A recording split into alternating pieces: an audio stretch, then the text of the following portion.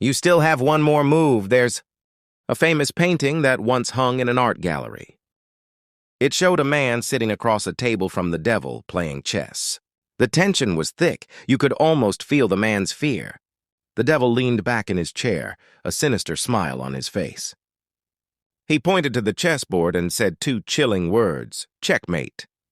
The game, it seemed, was over. The man had lost. His soul belonged to the enemy. People would pass by the painting, shake their heads, and whisper, "How tragic! The poor man has no way out."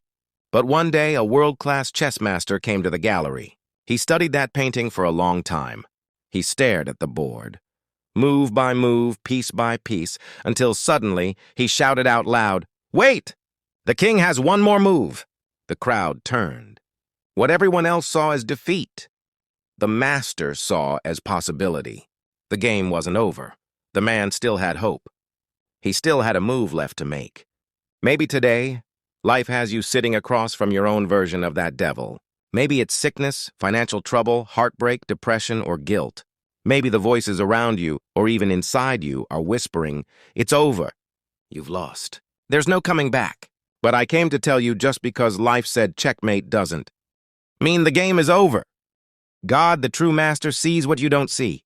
He looks at the same situation and says, "Hold on, my child still has one more move."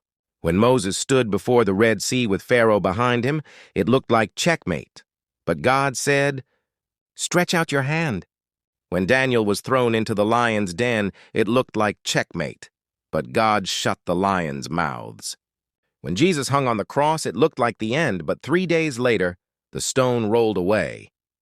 God always has one more move, so don't walk away from the board. Don't give up on your dream, your family, or your faith. The master knows the game better than you do, and if you'll trust him, you'll find that your story isn't over.